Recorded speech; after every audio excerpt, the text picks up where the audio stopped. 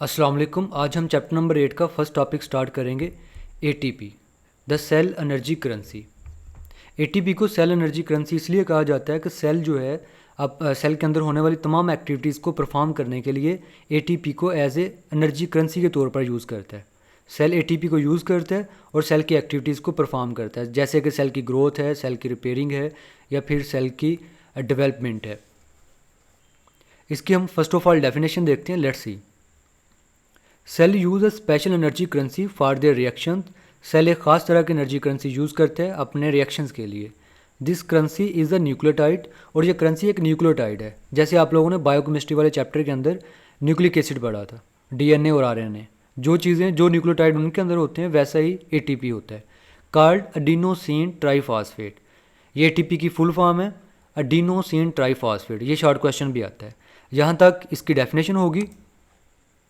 ATP की definition यहाँ से लेकर और इसमें ये न्यूक्लियोटाइड और इसकी जो फुल फॉर्म, यहाँ तक इसकी डेफिनेशन बन जाएगी। नेक्स्ट हम एक्सप्लेनेशन देखते हैं। When cells store energy they make ATP.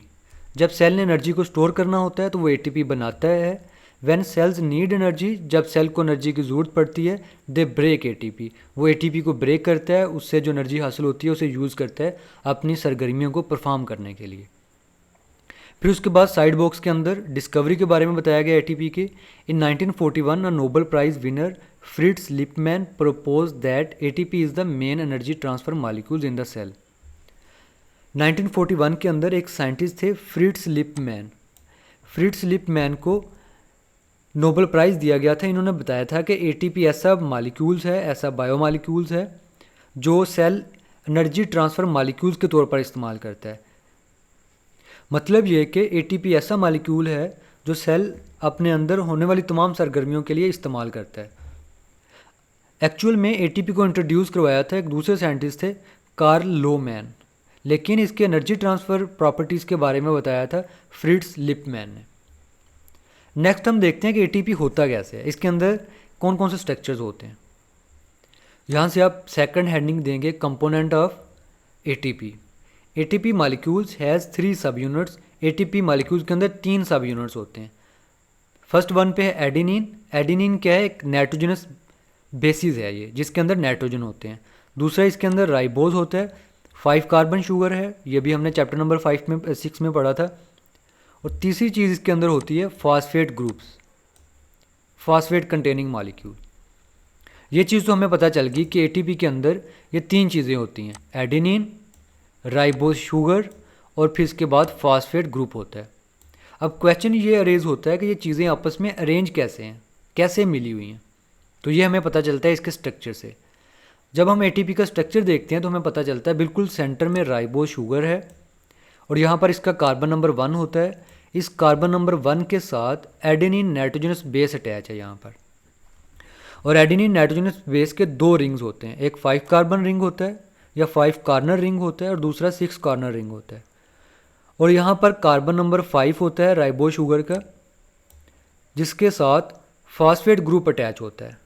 3 phosphates होते हैं यहाँ पर और इनके दरमियान एनर्जी बॉन्ड्स होते हैं, ये वाले। इन्हीं बॉन्ड्स की बेस पे एटीपी जो है एनर्जी करेंसी मॉलिक्यूल कहलाता है, क्योंकि एटीपी इन्हीं बॉन्ड्स को ब्रेक करके एनर्जी देता है। कैसे देता है ये हम देखते हैं। यहाँ पर बताया गया है कि एटीपी 3 तरह से एग्जिस्ट करता है। एक है एटीपी अडीनोसिन ट्राईफॉस्फेट, मीन्स कि ऐसा है एटीपी जिसके अंदर 3 फॉस्फेट हों। जैसे इस मॉलिक्यूल के अंदर 3 फॉस्फेट है तो ये कहलाएगा एटीपी। और दूसरा इसमें है एडीपी। एडीपी का मतलब ऐसा मॉलिक्यूल जिसके अंदर 2 फॉस्फेट हों, डाईफॉस्फेट। इसकी फुल फॉर्म है एडिनोसिन डाईफॉस्फेट। डाई का मतलब होता है 2। जब इस मॉलिक्यूल के अंदर 2 फॉस्फेट होंगे तो वो एडिनोसिन डाईफॉस्फेट कहलाएगा।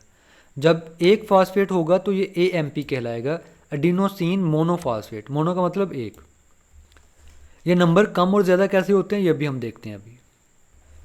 यहाँ पर इस पैराग्राफ के अंदर बताया गया कि हाउ एटीपी प्रोड्यूस एनर्जी, कि एटीपी एनर्जी कैसे प्रोड्यूस करता है। क्या ऐसी चीज़ है जिसकी वजह से उसके अंदर एनर्जी प्रोड्यूस होती है, जिसकी वजह से वो एनर्जी करेंसी मॉलिक्यूल कहलाता है। In the molecule of ATP the covalent bonds between 2 phosphates are high energy bonds. दो फॉस्फेट्स के दरमियान कोवलेंट बॉन्ड होता है और इसे टिल्ड बॉन्ड भी कहते हैं। और ये वाला जो बॉन्ड होता है हाई एनर्जी बॉन्ड कहलाता है, जैसे ऊपर हमने स्ट्रक्चर के अंदर देखा है। इन बॉन्ड्स की बात हो रही है, ये वाला जो बॉन्ड्स है ये कहलाते हैं हाई एनर्जी बॉन्ड्स। इससे होता क्या है वो हम देखते हैं। When one of these bond is broken, जब इनमें से एक बॉन्ड ब्रेक होता है तो इनऑर्गेनिक फॉस्फेट यहाँ से अलग हो जाता है एंड एनर्जी इज़ रिलीज्ड, और उसके रिजल्ट में क्या होता है, एनर्जी रिलीज़ होती है। कितनी होती है वो भी हम देखते हैं। इस डायग्राम की मदद से इस चीज़ को रिप्रेजेंट किया गया है कि एटीपी मॉलिक्यूल्स जब ब्रेक होता है तो ये चेंज हो जाता है एडीपी के अंदर। इसमें एक इनऑर्गेनिक फॉस्फेट यहाँ से अलग हो जाता है और साथ में जब ये प्रोसेस होता है तो एनर्जी प्रोड्यूस होती है यहाँ पर। और ये रिवर्सिबल रिएक्शन है। इसमें क्या होता है कि ये एनर्जी यूज़ करके एडीपी के अंदर दोबारा इनऑर्गेनिक फॉस्फेट ऐड किया जाता है, जिससे क्या होता है एडीपी से दोबारा एटीपी बन जाती है। जी यहाँ पर बताया गया है कितनी एनर्जी प्रोड्यूस होती है। The breaking of one phosphate bond release 7.3 kilocalories per mole of ATP. ATP के एक मोल में से 7.3 किलो कैलोरीज एनर्जी रिलीज होती है जब एक फॉस्फेट बॉन्ड ब्रेक होता है। और 1 किलो कैलोरीज के अंदर 1000 कैलोरीज होती हैं, तो इसे फिर हम 1000 से मल्टीप्लाई करेंगे तो ये बन जाएगा 7300 कैलोरीज। बड़ा इंपॉर्टेंट एमसीक्यूज है ये कि एक फॉस्फेट बॉन्ड ब्रेक होने से कितनी एनर्जी प्रोड्यूस होती है।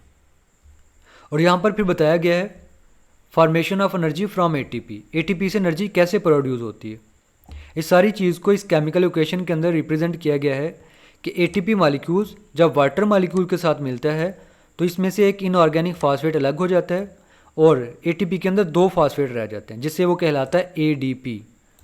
और साथ में क्या होता है, एनर्जी प्रोड्यूस होती है। जैसे अभी ऊपर हमने पढ़ा है कितनी एनर्जी प्रोड्यूस होती है, 7.3 किलो कैलोरीज पर मोल। और जो ये एडीपी है इसके पास अभी फॉस्फेट है, मतलब कि इसके पास अभी स्टिल एनर्जी मौजूद है। फिर क्या होता है, ये एडीपी दोबारा वाटर के साथ मिलता है और ये एएमपी में चेंज हो जाता है, क्योंकि इसके अंदर एक फॉस्फेट रह जाता है और एक इनऑर्गेनिक फॉस्फेट एडीपी से अलग हो जाता है। और एनर्जी सेम एनर्जी प्रोड्यूस होगी 7.3 किलो कैलोरीज पर मोल। तो ये तो हो गया फॉर्मेशन ऑफ एनर्जी। अब हम पढ़ेंगे फॉर्मेशन ऑफ एटीपी कि एटीपी कैसे बनती है। जैसे ऊपर हम एटीपी साइकिल पढ़ रहे थे कि एटीपी एडीपी में चेंज होता है और एडीपी दोबारा एटीपी में चेंज होता है। अब हम पढ़ेंगे कि एडीपी दोबारा एटीपी में कैसे चेंज होता है।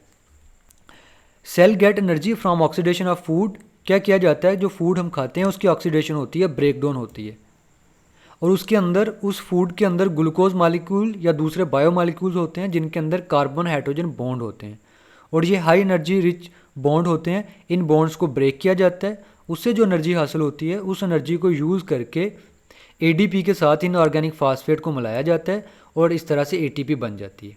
सो बस we can summarise that ATP is made during energy releasing process. वो कहता है कि हम समराइज़ करते हैं सारे प्रोसेस के बाद, इस सारे टॉपिक के बाद, कि एटीपी जो है एनर्जी रिलीजिंग प्रोसेस के दौरान बनती है। एनर्जी रिलीजिंग प्रोसेस का मतलब ऑक्सीडेशन ऑफ फूड, इस दौरान एनर्जी रिलीज होती है।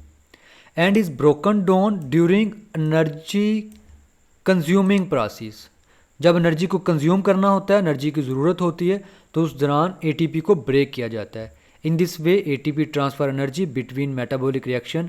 इस तरह से एटीपी जो है एनर्जी को ट्रांसफ़र करता है मेटाबॉलिक रिएक्शन के अंदर, जैसे कि फोटोसिंथेसिस है और रेस्पिरेशन है। ये था हमारा आज का टॉपिक।